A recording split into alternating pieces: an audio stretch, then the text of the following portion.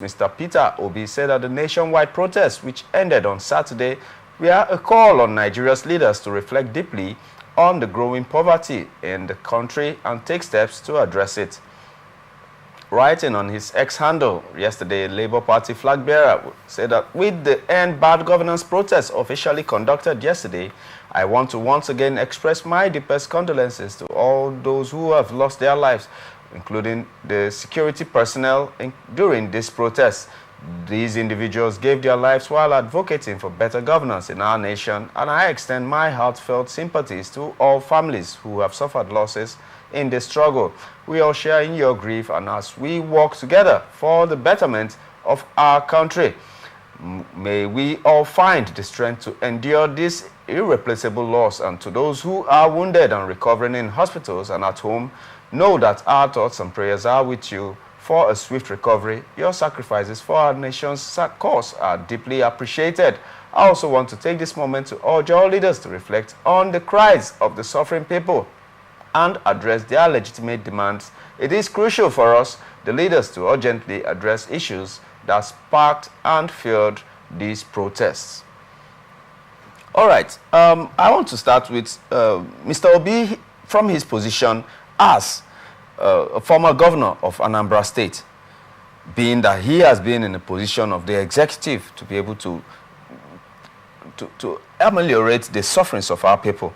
Do you think that in his capacity as the former governor of Anambra State, that Anambra people had it good during his tenure as governor, that he could use that as a benchmark to ask other leaders, of which he is meaning those leaders that are on seats right now, to be able to address poverty? Because, I mean, he who goes to equity should go with clean hands.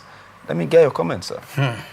If Mr. Peter Obi, delivered, let's say, 80 to 100% when he was governor of Anambra State, if you ask me, I would say it's a capital no.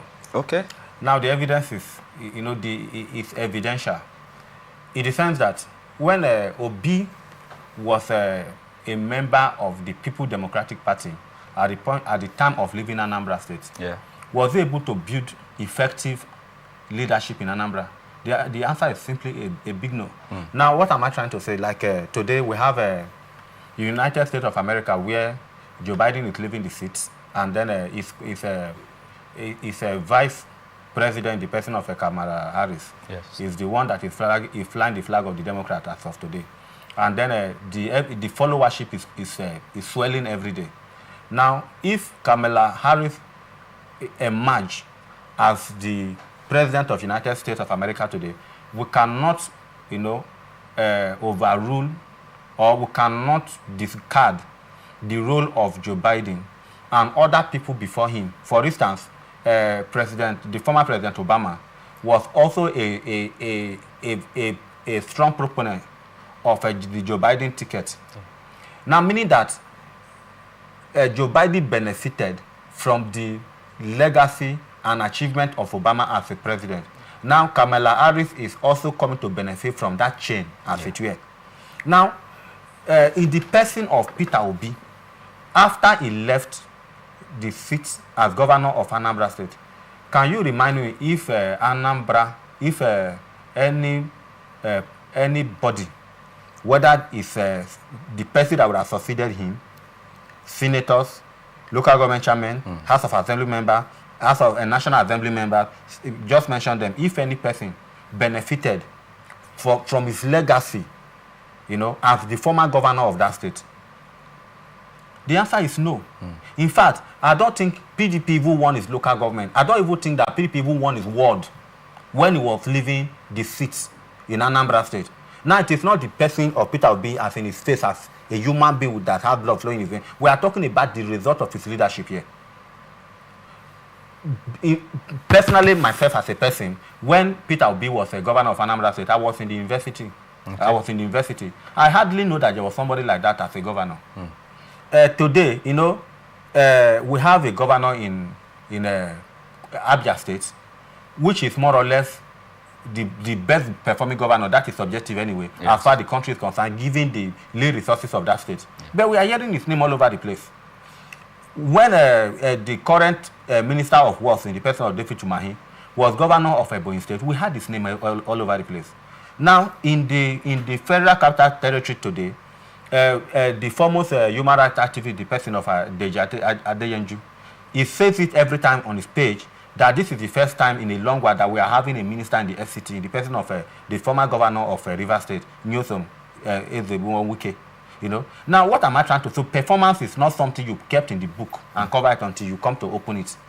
You know, it announces itself to the people. So myself, as conscious as I was as an undergraduate in the university, I never heard about the person of Peter Obi until I left school, and then we started talking about, this politics of sensationalism. You know, where we will now say that it should be the turn of these people, and then this should be the person that will start. Then I started asking myself, who is this person? And I have visited Anambra State time and again. You know, what can we hold down in Anambra State as the legacy of Peter Obi in Anambra State? So please, they should just spare us a word that Peter Obi, perform what have you in Anambra State. You know, so given if we are talking about his position now, standing on the locus of his achievement as governor of Anambra State to talk to leadership in Nigeria and address Nigeria, at least a no. And then if you look at, what he just said now, as far the result of the protest is concerned, the rest of them, it shows that he does not even have a firm grasp of the reality, as it were, because the people that lost their life were not the proponent of the protest. If you are telling me, for instance, somebody like a person of Andy Akpotive, who I know very well did a lot as far as the protest concerned Rivers State here, himself and those who are standing strongly behind him have issues of maybe they get wounded or get maltreated by the Nigerian state, then if he's making reference to such person, or the Deji himself, or Sowore himself, they will listen to him, not a protest that was jacked by hoodlums. Then you come to tell us that those are the people that are his problem. No, those are not the proponent of the protest. The protest as it were, those people he's talked about are not the proponent of the protest. Okay.